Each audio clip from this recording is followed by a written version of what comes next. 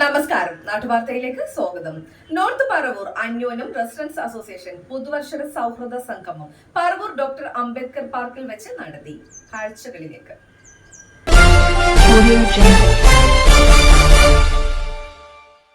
This news brought to you by ആണിഹാരി. എത്ര പഴകിയ ആണിരോഗവും നിശേഷം മാറ്റി സുഖപ്പെടുത്തുന്നു. നടക്കൂ, സുഖമായി നടക്കൂ. നോർത്ത് പറവൂർ അന്യോന്യം റെസിഡൻസ് അസോസിയേഷൻ പുതുവർഷ സൗഹൃദ സായാഹ്നം പറവൂർ ഡോക്ടർ അംബേദ്കർ പാർക്കിൽ വെച്ച് നടത്തി. പറവൂർ മുനിസിപ്പൽ ചെയർപേഴ്സൺ ബീന ശശിധരൻ ഉദ്ഘാടനം ചെയ്തു. അന്യോന്യം എന്ന പേര് ഏറ്റവും അർത്ഥവത്താക്കിക്കൊണ്ട് എല്ലാവരും ഒത്തൊരുമിച്ച് ആ കൂട്ടായ്മയിലൂടെ നല്ല പ്രവർത്തനങ്ങളുമായി മുന്നോട്ട് അനുസ്യൂതം പോയിക്കൊണ്ടിരിക്കുകയാണ്. ഒരു കേരളപ്പിറവി ദിനത്തിൽ നവംബർ 1 ഇത് ഈ അന്യോന്യം പ്രസിഡന്റ് PR രവി അധ്യക്ഷനായി.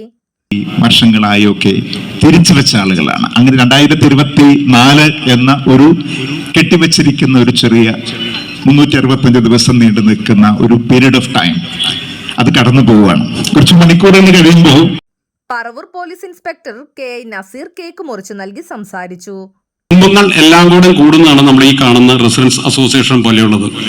എന്റെ വീട് ഇടുക്കി ജില്ലയിലെ തൊടുപുഴ താലൂക്കിൽ വണ്ണപ്പുറം പഞ്ചായത്തില് മുട്ടുകണ്ടം എന്ന് പറയുന്ന സ്ഥലത്താണ് എന്റെ വീട്.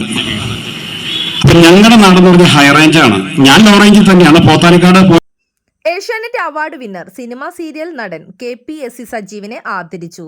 നഗരസഭാ പൊതുമരാമത്ത് കമ്മിറ്റി ചെയർമാൻ സജി നമ്പിയത്ത്, രക്ഷാധികാരി MK വിദ്യാനന്ദൻ, PK ചിത്തരഞ്ജൻ എന്നിവർ സംസാരിച്ചു.